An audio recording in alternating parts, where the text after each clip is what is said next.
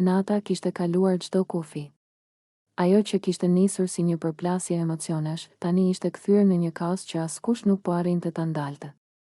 Alba nuk ishte më thjesht e lënduar. Ajo ishte e mbingarkuar, e shtyrë në skaj, e verbuar nga ndjenja se po i merrej gjithçka përballë syve. Kur e pa Bian sërish në krevatin Doppio, diçka brenda saj u kaput për herë të dytë atë natë. Mos mu viktimizo mua, i tha me zë të dridhur, por të fortë, mos më bëj mua si kotele. Fjalët nuk dolën nga qetësia. Dolën nga një zemër që nuk po dinte më si të mbrohej. Alba ju afrua me vrull. Situata u përshkallëzua në sekonda. Gjithçka ndodhi shpejt, pa mendim, pa kontroll. Banorët e tjerë u ngritën nga vendet e tyre. Zërat u përzien.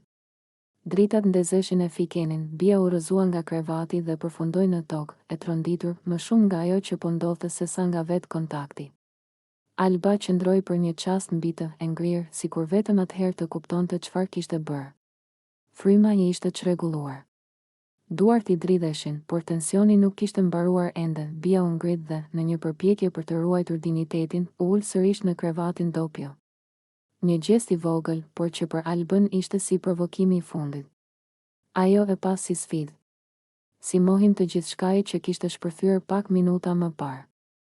Dhe aty, gjithçka shpërtheu sërish, Alba reagoi pa fjalë. Vetëm me veprim. Një reagim i çastit, i nxitur nga emocionet të grumbulluara prej javësh. Bia përfundoi përsëri jashtë krevatit, në tokë, mes zhurmës, britmave dhe përpjekjeve të banorëve për të ndërhyrë, kaq. Bërtiti dikush, mjaft. Produksioni reagoi menjëherë. Zërat nga altoparlantët ndërprejnë gjithçka. Banorët u ndanë. Situata u vu nën kontroll, por dëmi ishte bërë. Jo vetëm fizikisht, emocionalisht, Alba u tërhoq mbrapa, sikur të zgjohej nga një gjendje ku nuk e njihte më veten. Syt i mbushën me lodh. Jo lodh zemërimi, por lodh frike. Frikë nga ajo që ishte bërë. Frikë nga ajo që kishte kaluar brenda vetes. Bia qëndroi ulur në tokë, e tronditur, e heshtur. Nuk fliste më. Nuk provokonte. Vetëm shikonte përpara, duke u përpjekur të merrte frymë normalisht. Kjo nuk ishte më një histori xhelozie. Nuk ishte më një trekëndësh. Ishte një moment ku emocionet kishin marrë drejtimin dhe arsyeja kishte humbur betejën. Në Big Brother, çdo veprim ka pasojë.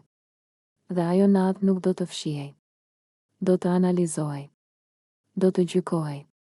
Do të linte gjurmë të gjithë, sepse kur dhimbja nuk flet me fjalë, ajo shpërthen, dhe kur shpërthen, askush nuk del fitues.